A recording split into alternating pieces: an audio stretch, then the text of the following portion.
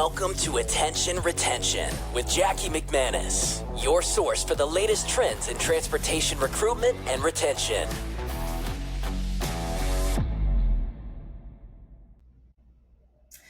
Welcome, everyone, to another exciting episode of Attention Retention. I'm Jackie McManus, CEO and founder of KJ Media. We are a recruitment advertising agency specializing in talent attraction, optimizing your hiring processes, and driving efficiency to help grow your workforce in the trucking industry. And on our show, Attention Retention, we dive into the world of recruitment, retention, and recognition by interviewing industry leaders and experts as we unpack strategies, challenges, and successes surrounding these three critical aspects of workforce management. And this week, I am so excited to be joined by the team at GP Transco.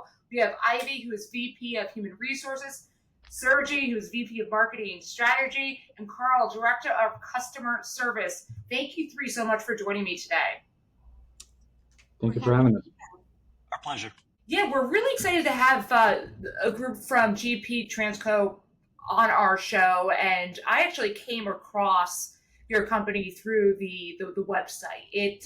One thing that really attracted me was very much so the modern approach that you guys take in transportation and logistics industry that is often a 10-year behind type dinosaur industry. And with over 14 years of incredible growth, really been focused on client satisfaction, employee well-being, teamwork, and the environment too. And the modern practices that you guys have put out there and high standards has really positioned you as an innovative leader in safety with your customers and then with your drivers. So I am absolutely thrilled to have the three of you on. And before we dive into the 3 R's, I would love if each of you could just introduce yourself and give a background on your journey in becoming who you are at GP. So Ivy, we'd love to start with you. Sure. So again, my name is Ivy Posada. I've been at GP just about 3 years. Next month will be my 3rd-year anniversary. I'm not unknown in transportation. I came from a school bus industry, worked there for almost 8 years, so have worked with CDL drivers. But it's been a fun journey to get to know the uniqueness about trucking and being able to add value. So it's been great, and it's been a great ride so far. Awesome. My name's Sergey Bort. I've been with GP Transco for about 6.5, almost 7 years now. This is actually the first job in my career in trucking and transportation. I come from a completely different world where I used to work in an engineering firm and then in the healthcare system, briefly doing marketing work for them. I came into the trucking industry as being very green. I learned a ton. I love it here. I really enjoy marketing, and I enjoy being able to take a modern approach to an industry that's not historically known for being very sexy from a marketing and branding side. So that's a little bit about me. Thank you. So my name is Karl. I'm a Director of Customer Service, Retention and Quality. Just like Sergey, almost 7 years with the company.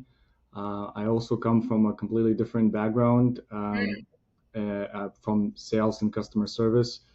So first logistics career type of job, and yeah, I've enjoyed being here for almost 7 years, and just enjoying part of the seeing the growth of the company from where it was when I started almost 7 years ago to where it's at today. So it's a little bit about me.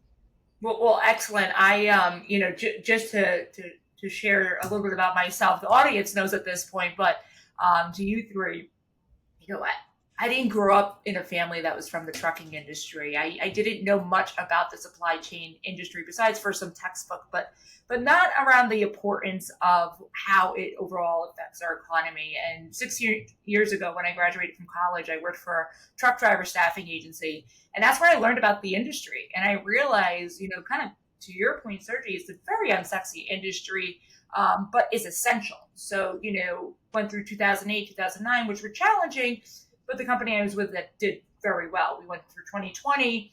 There were some clients that had to pause their campaigns, but majority of our clients did really well after that. So it's an essential industry that often goes overlooked. And so that's why we have the show, is to is to highlight it and talk about all the good things that are available in this industry and opportunities to advance. So I'd love to start though with you first, Sergey. Talk about the recruitment strategies on the branding, the marketing side aspect. What have you found in the 6-7 years almost that you've been with GP to be the more successful ways to attracting your ideal candidate? Yeah, so when I started with the company, I started with research, basically just trying to learn as much as I possibly can about the industry. So I walked up to a whole bunch of people at the company, fleet managers, safety managers, other executives, and so on and so forth. Asked them about challenges, asked them about their day-to-day, and asked them about what they think are some of the biggest challenges in the industry. And overwhelmingly, I got the response that dishonesty and lack of transparency from trucking companies to drivers is a real problem. And this was around 2018, 2017. And then I was doing more research to see about what trucking companies are doing in terms of sharing information with potential drivers. And I saw that it's really difficult to, at the time, it was really difficult to find even what are you expected to earn as a truck driver at a trucking company. A lot of that stuff was very convoluted on the trucking websites, on the trucking companies' websites, on Indeed and anywhere else where they're promoting. It was always a complicated range built of a table based on experience and based on all kinds of things and different pay for different miles, depending on how many miles you get per week. And basically, I couldn't understand it myself. And I'm imagining a whole bunch of drivers trying to figure this out, and it just gets irritating.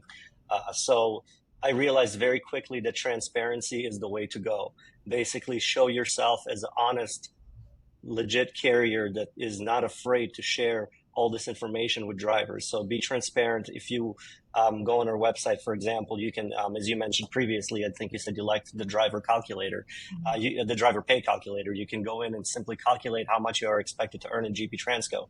And it's a little bit scary at first because you're not sure if you're going to turn away a lot of drivers or what's going to happen. But we found that the benefit of being completely transparent, and Ivy can talk about that a little bit more too, in the marketing and as well as in the recruiting process, builds trust, and with trust comes respect, and with respect comes willingness to, or will of drivers to want to work with you at your company. So that's one of the bigger things I've noticed. And another thing is we learn from other industries, since trucking, as we all know, as you mentioned, is behind maybe 7 to 10 years when it comes to public relations, when it comes to branding, technology. We borrow a lot from other industries when it comes to marketing and branding. We borrow from IT, we borrow from software, we borrow from companies like Apple and Amazon when we're looking at what they're doing. Basically, we look at other industries that are sort of those sexy industries, and we bring it into trucking because there's absolutely no reason why trucking can't be presented in a beautiful way. Why shouldn't there be beautiful imagery and beautiful videos and testimonials and photography? And that's something I really love about being in the marketing, in the trucking industry as marketing person, that you can still surprise people. You can still have innovation in marketing, things that people haven't seen in the industry. Not a whole lot of industries allow for that sort of experience for a marketing executive, but I really enjoy that. So I hope that kind of answers your question. It does, and I absolutely love what you said about the transparency in the beginning. One of the key phrases my company has on when we bring on a new client is, we've received their pay packages, and it's those up to amounts plus. We don't want to make the drivers do calculus, right? And that's usually how it feels sometimes looking at some of these pay packages across the board. And so it was very refreshing. I'd say there's probably a dozen companies out there that do it well. I'll say that well. The calculator that you put together, it's essentially, looking at other industries, it's like if you're going to apply for a mortgage, and applying that to our industry, which is again very, very essential. But that's an excellent way to be transparent right from the beginning. And I'd be curious from your point of view, in essence, we're advertising to 4 to 5 different generations within the workforce, right? Gen Z all the way up to the baby boomers plus. How do you tailor your recruitment strategies to appeal to those different demographics within the workforce? It's a good question. It's hard. It's a hard thing to do because people have different expectations based on their age groups and so on and so forth. I'm very fortunate to have a really good team working for me. One of those team members, his name is Brandon. He's our, what's his official title? Digital advertising manager. He comes from a world where all he does is perfects the process of targeting various demographics and various audiences, A/B testing a whole bunch of different content, and basically trying to figure out what's appealing to whom and what's appealing to someone else. We have, I do the creative myself in-house. So I'm the creative person as well. So basically, Brandon will come to me and he will ask me to put together a number of different pieces of artwork, sort of for marketing purposes, to reach different demographics, and then we test them on different age groups, and then basically we aggregate a whole bunch of data to see what type of copywriting, what type of graphic visual material appeals to which group, and then we basically put that in front of them, as opposed to just taking the same type of artwork and putting it in front of everyone. So that's how we can appeal to multiple demographics at the same time by having different separate campaigns, if that makes sense. That's super impressive, and that's a very strategic approach when looking at marketing. Marketing isn't a one-size-fits-all approach by any means. Every company performs different. We even see on our end, a company that may have been around for, let's say, 90 years, because it's the trucking industry, family-owned for 90 years, may have a different brand recognition than a company that just started maybe 5 years ago, right? And it's combating that, and not just putting on one platform, but diversifying, lasering in, A/B testing, and really having that the sharpened approach when looking at where you're advertising and how you're advertising for drivers. Another thing, if I may add, I almost forgot, and we'll talk about that later, I'm sure, but we have a lot of CDL holders at the office. And we have different, who used to be truck drivers professionally for a long time, and they're from different generations and different age groups. So, for example, our senior recruiter, Johnny Alvarez, who reports to Ivy, a great guy, has been with us longer than I have. He was a driver for 30 years, and he has a CDL still. So I constantly will pull him in and show various marketing materials to him and being like, how does this resonate with you?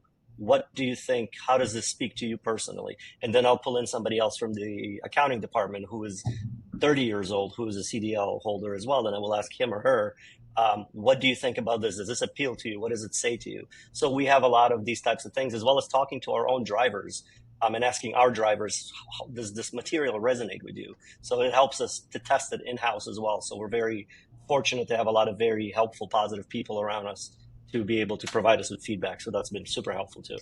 You know what? That's an incredible point, is to leverage folks that are already in your team that may have been a CDL driver or from different backgrounds. Everyone visually, depending on their age, and their background, are attracted to something a little bit differently. So being able to leverage them is a really smart way of going about it before spending too much money on these campaigns without, with low return. Ivy, I'd be curious from your point of view, what would you say have you found on the first conversations, the recruitment process itself, to be successful, or challenges too in today's market? Yes, recruiting CDL drivers across any of the functions, whether it's over the road, bus drivers, is a challenge, right? Yeah. So I think in the last year or so, we've kind of fine-tuned a couple of processes that I think are really helpful. We have recruiter coordinators that pre-screen the candidates as we get leads coming in. We try to make sure that those leads are responded to in a very quick turnaround. Currently, we're right under 2 minutes. Is that right? Congratulations. That is a very good number. So we have an awesome team. And so they just ask, a few pre-qualifying questions to see whether or not this is a good fit. And then there's a round robin that goes to our different recruiters. And kind of going back to the transparency, this is where, it's a constant push and pull. Because as you know, recruiting is really selling someone on what we have to offer that's different from the other person or company down the street, and what makes us unique. And so I think one of the things that definitely makes us unique is our transparency when we speak to them. making sure that they're clear on what the expectations are, on what the pay is, what sort of environment we're looking for. We're just not looking for a good driver that's been around for 30 years. We're really looking for a great attitude, flexibility, someone that can really understand what it means to manage their clock, so that they can be in the best position to earn the most income. And then we can also be in the best position to balance our finances and bottom line. Right, right. So in a way, it's a form of autonomy that you're giving each and every employee, based on how they manage their own clock and their own lifestyle to show up early, show up on time, Exactly. Exactly. practice safe driving, and you're really, in essence, communicating with those core values with the drivers in the beginning, where historically a lot of companies may just be moving kind of people into the seats as quickly as possible. um, I'm curious with the recruiting coordinator. I think that's a fantastic way to streamline the process overall, because there's such an influx of candidates sometimes. Yes. Especially when Sergey has these amazing campaigns going out, right? So, and it's easy to apply these days, right? Versus 10 years ago. So, um, how how has that transformed, or has that accelerated the lead to hire rate in that Yes, sense? it has. That's one of the practices that I brought from my former company. Got uh, it. Love where it. we had recruiting coordinators, Yeah. and I had some high volume recruiting, but then some traditional corporate recruiting. And Hmm. this is obviously high volume. And so, if I want to have my strongest recruiters spend more time speaking to the driver, like a Johnny Alvarez that he mentioned earlier, then I'm going to try to take away as many low level or administrative tasks from that person. And so that's how we rolled into this. And and then we need someone that's quick, right? That can be personable on the phone, have a conversation, weed the person out, saying maybe now's not a good time, come back later, but always leaving them with a real positive impression of the company. Because as you had mentioned early on the onset, we have a strong brand. We've Yeah. been very deliberate in building that brand. And so, along with the strategies that marketing creates, we have people that just apply from our branding. And so, Sure. once they kind of narrow down. The other thing I wanted to touch on that you mentioned was, part of our strategy also has been very selective. We've become more selective Hmm. on who we are accepting as a candidate, and we do believe that's been effective in our retention. So, when someone comes on board, the first thing we tell them in orientation is that you are the cream of the crop. We have been very selective in our requirements of people coming in. So our requirements for an MBR might be a little bit more stringent than someone else down the street. Hmm. What we look for, even if they might check all the boxes when it comes to the hard things, Right. the MBR, if the person doesn't have the best attitude, and I give the recruiter a veto power, everything else can be great. Veto But power. Yeah. but but if we're, I even encourage them to kind of push some buttons. If the person is reacting to things, then that's probably not something that is going to be conducive to our environment, right? Because there's things that we can do to make the environment as positive and Mhm. transparent as possible. But Jackie, trucking is trucking. You're Yeah. still going to be waiting at a shipper, and then when the shipper comes to your window, what kind of attitude are you going to have, right? And then how is that going to affect us being able to secure more work for them in the future? So it's all kind of a link. It's this full circle link, really. Then they all connect, and being selective is the state where I want all every trucking company to be in that position where they're selective, because really right now we are in a situation. Obviously, it's a little bit of a softer freight market, but it is a softer freight market. The lights kind of shining through now, but it did force a lot of companies to look at their overall process. Who are we hiring? Is there, like, what are the cultural reasons why of these drivers? What are the driver personas?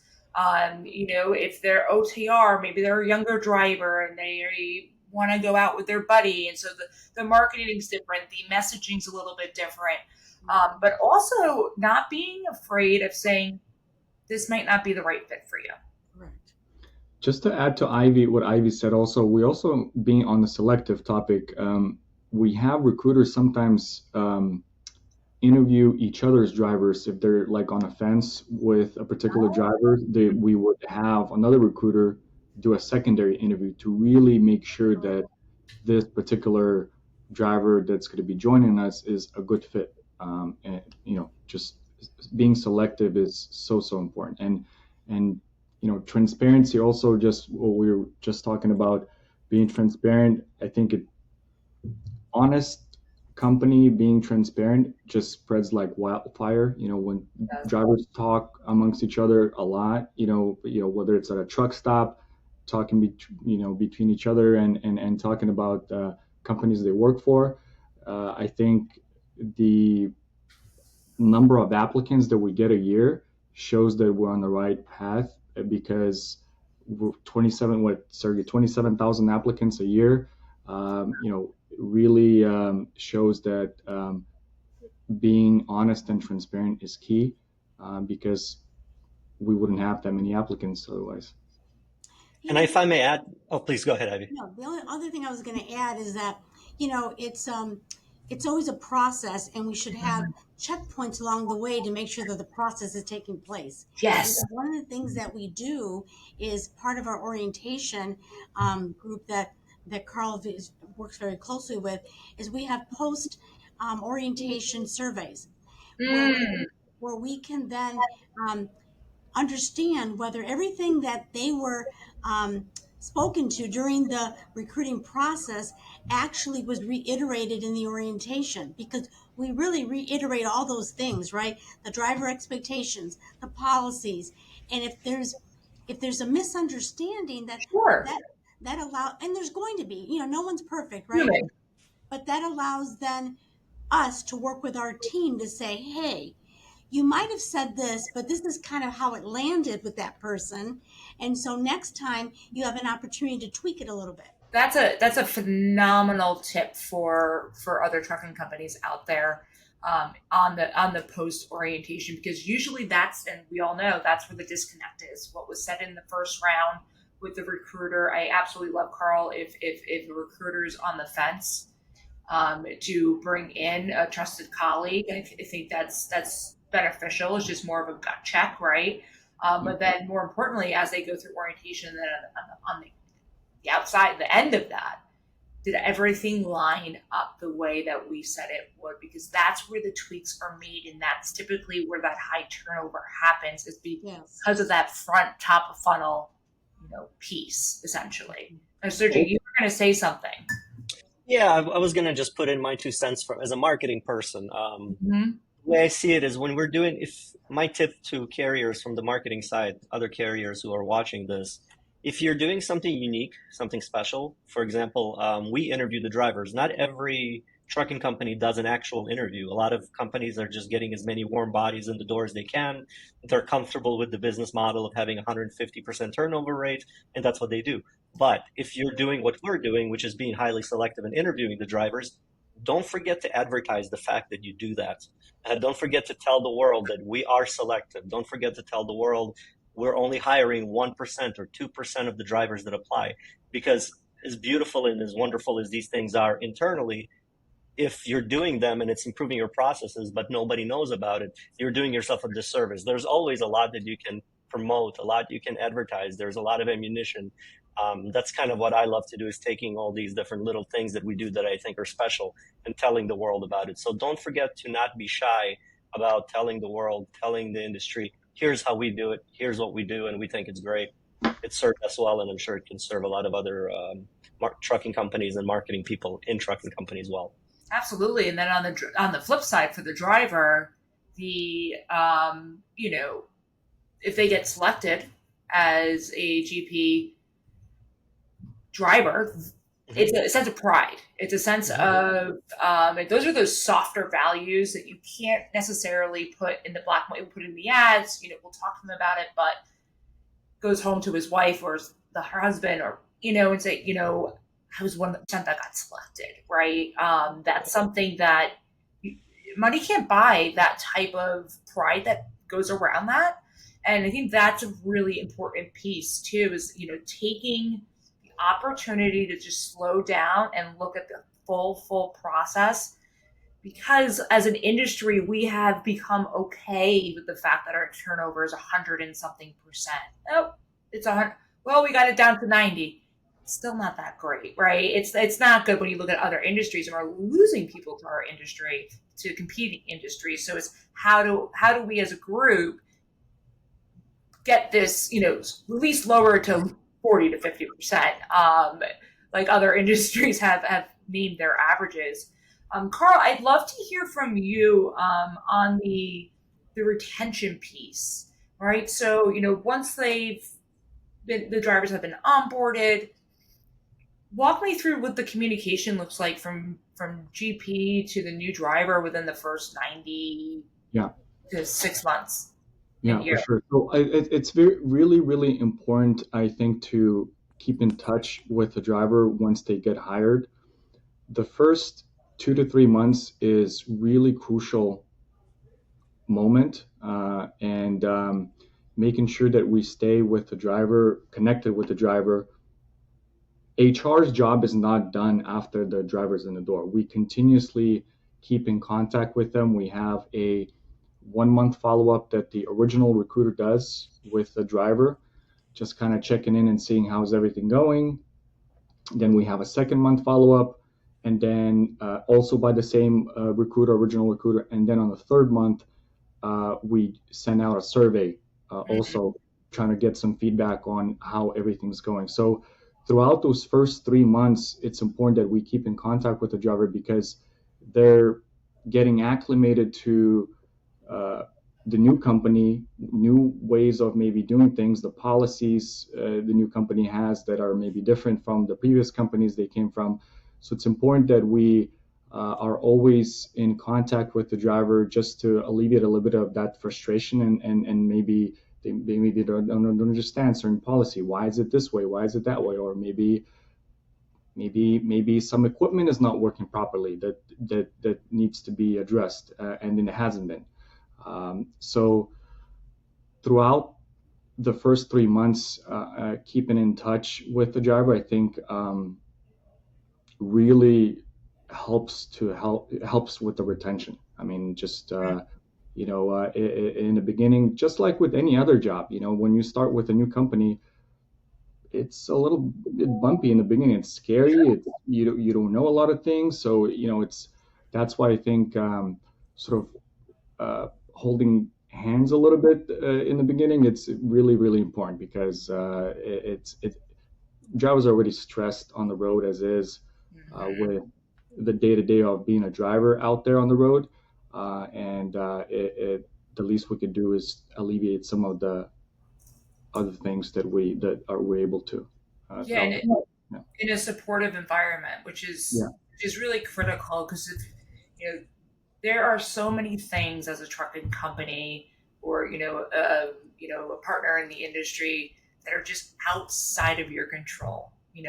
Weather, accidents. There are so many things that are, even the shipper sometimes, right? Absolutely. So it's, we often say, control what you can control your controllables. So typically that a lot of that under that C is communication, and how you communicate with the drivers. And oftentimes people just want to vent, sometimes feel valued, understand. Everyone wants to do well in life, right? Most people don't wake up in the morning and say, I don't want to, I want to be a loser today, right? No one does that.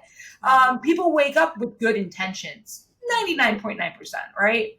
So how do you support these folks while their job is out on the road, whether it's home daily or OTR or, you name it, it's a challenge, because they're dealing with civilians outside and not properly understanding how to drive next to a tractor trailer, which I think should be in driver's ed, but that's another story for another day. But those are challenges. So really keeping in touch with that driver in the beginning, especially those first 90 days, is just critical to get them up to speed, feel the love essentially from your team and the positivity that you guys all share, and share it outwards with them. Yeah. If I may add also, beyond just staying in contact with the driver for the first 30, 60, 90 days, Yeah. it's important for our drivers to feel heard, not just feel heard, but actually be heard and addressed. So we have a program, and I urge every trucking company to do this because it's been fantastic. Our program is called Voice GP Transco, and basically it's extremely simple to execute. What we do is we send out a very brief survey on a monthly basis to all of our drivers with open-ended fields, basically saying, what's your driver ID number so that we know who you are? Do you have a question for us? Is there a policy you don't understand? Is there any suggestion that you want to give us? And we have this sent out to all 500 plus drivers.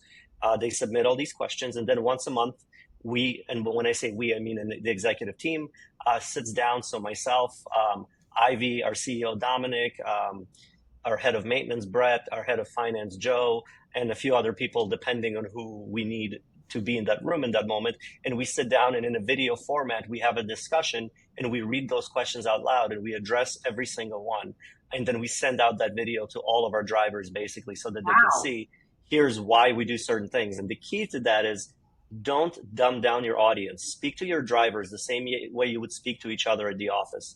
I've seen a lot of times people talking to drivers with this mentality that I really, really don't like, of like, well, it's a blue collar worker, let's kind of dumb down what we're going to say. So no, don't do that. Speak to your drivers just the same as you would speak to anyone else. They're just people. They're intelligent. They understand. If there's something they don't like, but you explain to them why certain policy is a certain way, 99% of the time they understand it, and they're like, okay, I get it. Thank you for explaining it to me. So I think that's a really cool program, and it's super easy and affordable to execute. It doesn't take a whole lot of effort. It takes a few hours of filming, a few hours of editing, and that's it. And it keeps everyone on the same page. So whoever's listening who has the power to implement these types of policies, I highly recommend doing so. We might be implementing that on some of our clients. So that's an incredible program. And I was going to ask you guys about feedback, because of the robust nature of, and clearly I'm a fan of the advertising you guys do as an advertising person, because it is rare. There seems like a lot of thought, not only from outside industries, but from getting feedback from current drivers. And so I was curious what that feedback loop looked like, especially at the high growth in the last, 14 plus years at over 500 drivers. That doesn't happen overnight, but that does happen by retaining your workforce. And that seems to be something that has been instrumental, the Voice GP, to drivers and then executives. And I couldn't agree with you more with humanizing everyone. When we bring on, whether it's a diesel mechanic or VP of HR, there's a certain communication level that happens with the executive, the admin team. It should be the case for the blue collar as well, the truck driver, the diesel technician. And a lot of companies have missed that gap, and drivers feel that. And so, at the end of the day, we all are executives in our own world. And so how do we make that communication rock solid? Jackie, the other item that I think is really important in that communication and support is, on a daily basis, the driver has a role that's really dedicated to them to resolve those issues. It's called the driver liaison manager role. That's part of Karl's team. And that person, they meet on their first day of orientation. That person kind of explains some of the operations, is involved in some of their activities, and then is there for them to help them resolve some things. Not to say that they can't go to their driver manager or to their safety person, but sometimes they need a different person to help them with an issue. So that's really what that person's role is dedicated to do. It's an operations background person, so they understand where the driver is coming from. And if they say, I'm at a shipper and this has happened, they understand that. So that's one program I think that's been very helpful. And we have other roles that dedicate a portion of their time to retention, but this role is specifically wholly based on retention and the effectiveness of that. The other program that's evolving is a driver mentor program that will be launching out, I'd say, in the next 30 to 45 days. And that program is where we're going to be assigning a mentor to drivers under a certain amount of years.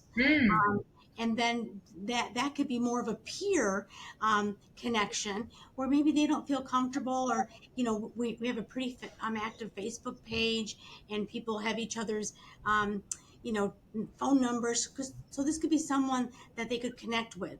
It will have some metrics around it to incent the mentee and the mentor in that relationship around safety, around fuel economy and things like that. But that's another program that I wanted to mention. And I think it's a small little pro tip again from me would be encourage your drivers to talk to each other as much as possible. So like Ivy mentioned, we have a Facebook group that's a closed group only for GP Transco drivers. In order to go in there, you have to be employed as a GP Transco driver. And this group, it's absolutely amazing to watch these conversations, because if somebody is frustrated with something, one driver's frustrated, 3 other drivers will come in and try to make their day better. And they will explain, here's how I deal with this sort of situation. Here's how I handle it. And all these different mini fires put themselves out because other drivers come in with this different positive attitudes. And it's just really cool to watch. So if you don't, this is a free thing to do. It doesn't cost anything. Open a Facebook group, have your drivers join, and just have them converse with one another. And it's absolutely awesome. Also, I don't know if we mentioned the driver advisory board. We do have one as well. Basically, a driver advisory board is a group of drivers that meet on a quarterly basis with the executive team and share ideas on how to make maybe policy better, make equipment better, things that could make GP Transco better as a whole. We have that sit down with the drivers and we have that conversation. It's usually like an all day ordeal. We conversate, we have lunch together, we brainstorm on different sort of aspects of what maybe drivers have been hearing, what's out there in the industry, what other companies are doing that we can kind of also keep in mind. And so that's coming back to, I guess, part of the loop as well, the communication loop as well. So every quarter we do that as well. Karl, we just implemented per diem pay, and the per diem pay was introduced purely based on the feedback of our advisors. Right. Yeah. And I'd be curious, Karl, how do you go about, who do you choose as part of those drivers that are part of the advisory board? In my mind, and I'm going to take a wild card guess, they probably have been with the company X amount of times. They have to have certain core values and safe. I guess you share with the audience how you go about choosing who's a part of that, because that is really the upper echelon of drivers that you would want to be a part of that group. Right. So we do look at different aspects. We look at tenure, really important. We look at safety. We gather feedback from other departments that work with those particular drivers, and we ask the drivers themselves. What not everybody maybe is willing to dedicate the time or wanting to do that. So we talk to the drivers as well. Hey, this is what this is all about, and they would say, yeah, I would like to be part of it. And usually it's the drivers that are really also active on Facebook group, that are really social, are the ones that want to be part of this group as well, because they have a lot of input. They talk to a lot of our drivers, so they almost become like an echo chamber for the rest of the GP drivers, and they bring the ideas, not their own only ideas, but our GP driver ideas that they've been hearing on, whether it's Facebook, whether it's conversating at a truck stop, whether it's at HQ while they're doing their laundry, or whatever the case might be. So they're representing them as well, and usually it's those social butterflies that like to be a part of the driver advisory board. Right. Yeah. It's not really, we look for people that are not just because there's a lot of complaining in trucking. That's a big No. thing, as we all know. There's a lot of complaining. We look for people who don't just complain but bring ideas. So complaining means you recognize a problem, but recognizing a problem is only half of it. You got to have somebody who brings ideas. The process of we spent many, many, many hours interviewing the members of the advisory board. We had like 80 applicants or something like that, or 70 applicants, and we have to boil that down to 8 or 10. And so we had to go and it's just like interviewing for any position. You interview them extensively, and then you make your choices, and that's that. Because it's a paid gig, it's not it's not free. So we need to make sure that we're putting in the money. If we're putting in the effort, we have to have the absolute best. So we've been fortunate with the group that we have right now. Yeah. Also, just to add, we switched our entire fuel network based on driver feedback. Right? So we used to be with Pilot, and based on feedback that we were getting from our drivers, they were not happy with many things amongst, not liking the way the showers are at Pilot, whatever the case might be. We ended up switching the entire fuel network for Loves, because that's what our drivers wanted. That's what the advisory board members wanted. And yeah. So yeah.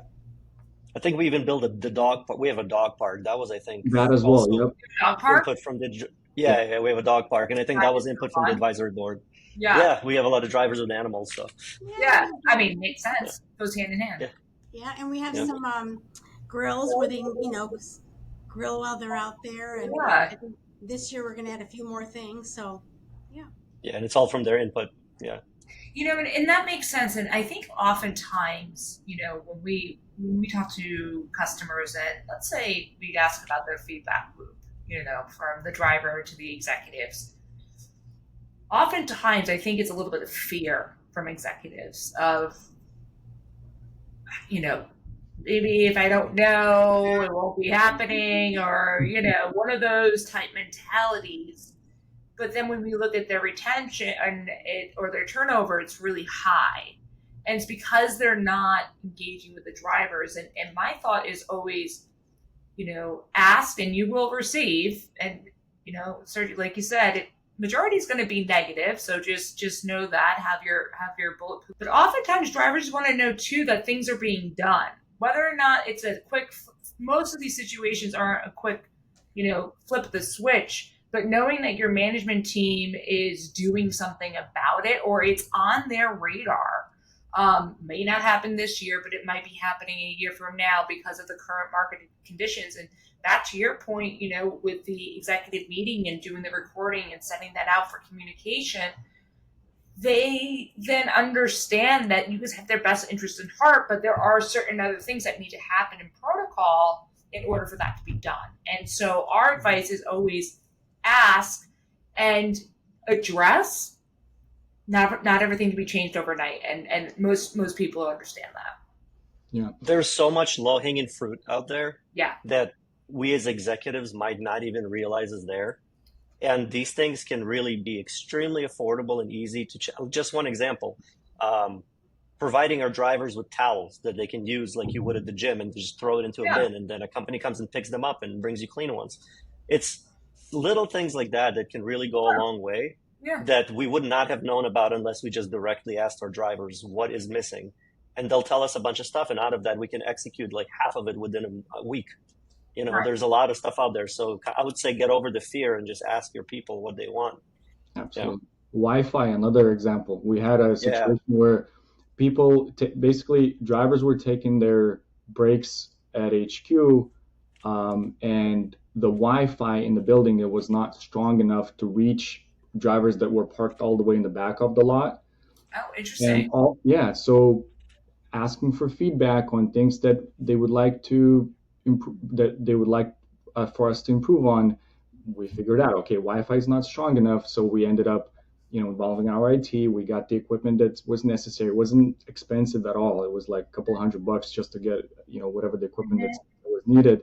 And now we have strong Wi-Fi that reaches all the way to the back of the lot. So when the driver is taking their 34 break, they can watch Netflix, or and just relax. So very, very simple and quick issue that was addressed right away, and without driver feedback, we wouldn't have known.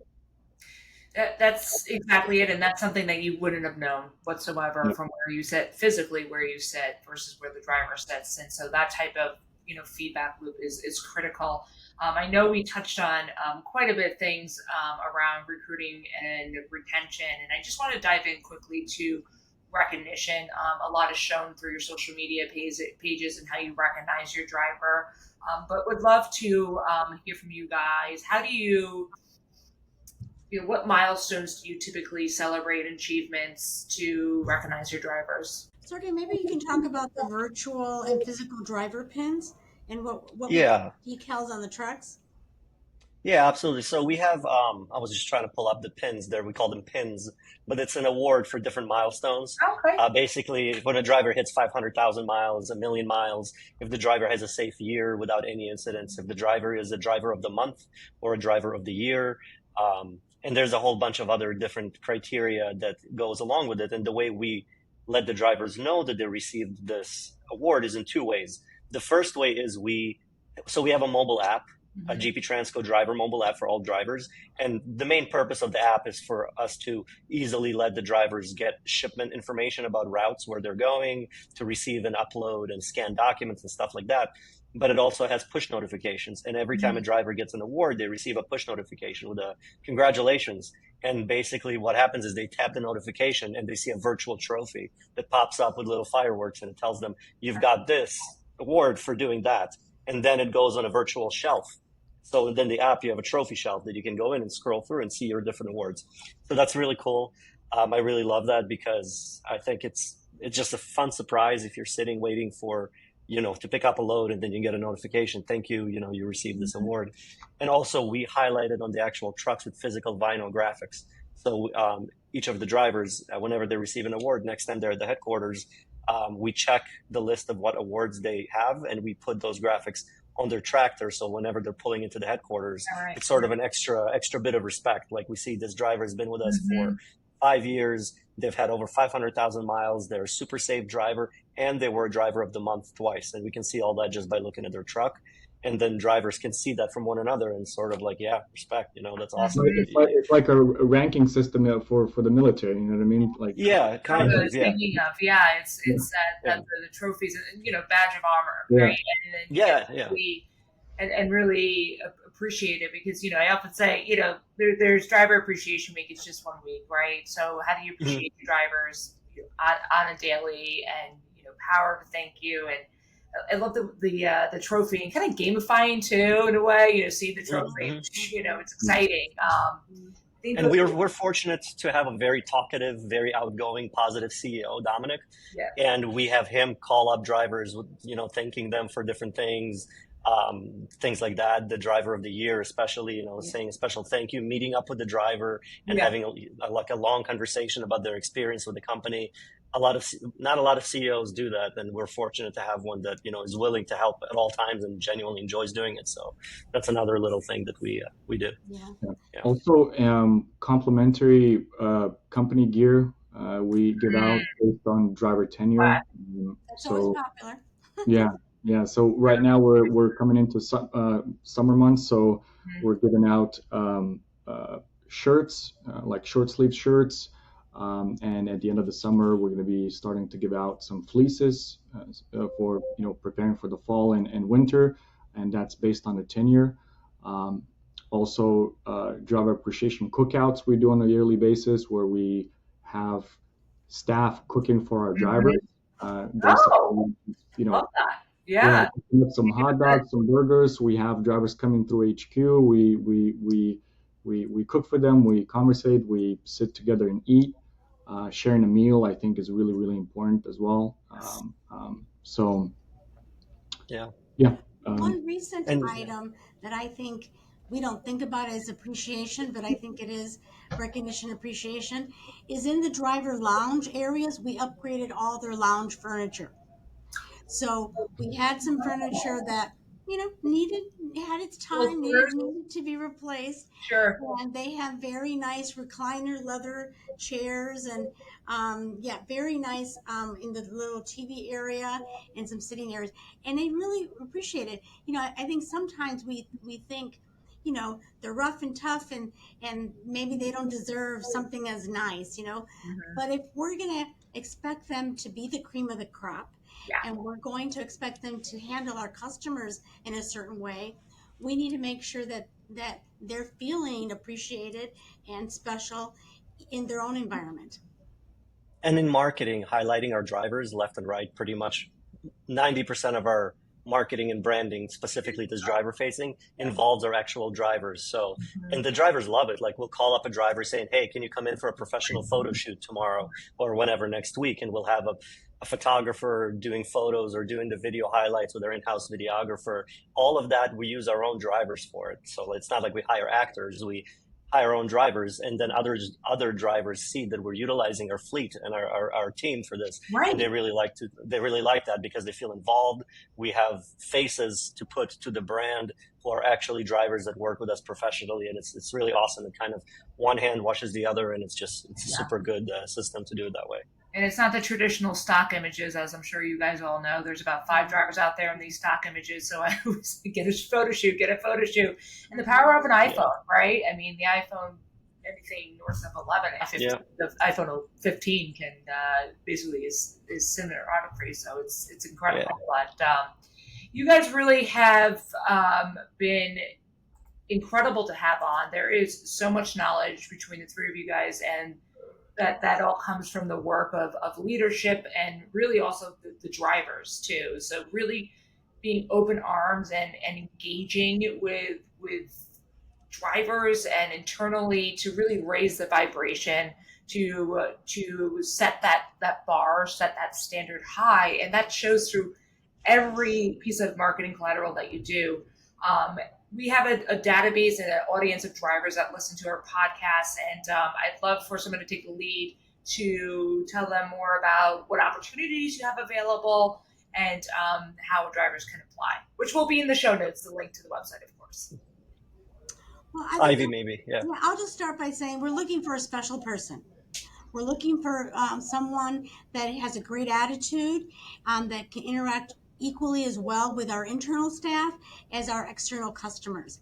I know you're out there because we have a team of them here with us now. And so we look forward to having you go to our webpage and learn more about our opportunities.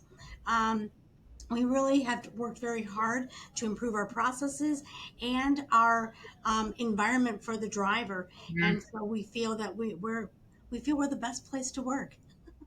And Yeah, I know. I mean, we survey our drivers. We see that the Commercial Carrier Journal did overall a survey across nationwide, and they determined that 55% of truck drivers say that they enjoy driving for their company. And then when we ran the same type of survey with the exact same questions in our fleet, we got 85% of drivers who are saying they're happy to drive with us. So that was very eye-opening for us, and we promote it, of course, because it's something we're proud as you of. But should. it's truly, I love being here myself. I love this place, and I think a lot of people here that work here truly love GP Transco, and I think this feeling translates to the way drivers feel. All this love that we put into the work that we do really comes through, I think, and I think the drivers recognize it and enjoy it. So if you look for a place that you actually enjoy calling work, I think this is a good place to be. Yeah, be treated like a human, don't be treated like a robot, we say. And that's kind of what we're all about. Ivy, Karl, Sergey, you guys have been absolutely phenomenal to have on the show. I feel like we could go for 4 more hours and dissect each topic into detail. I just want to say thank you all for being on the show. It was an absolute pleasure. And for all the drivers that have been listening to this podcast, working with dozens, hundreds of trucking companies for myself, GP definitely does it differently and is part of a elite group. So I would highly recommend you applying. And to the executives that are listening, listen again because they had some really great feedback on how to communicate that transparency. Transparency is a word often that's brought up in many of our shows is just be transparent, just be transparent. there was a lot of action items in this podcast on how to actually be transparent. So I want to say thank you three. And thank you all to our listeners for tuning in. And remember, the road to success begins with effective recruitment, thoughtful retention, and genuine recognition. Feel free to share this knowledge with your peers and industry colleagues. Your sharing can make a difference. Together, we can empower the industry to thrive. Until next time, thank you, everyone. Thank you, Jackie.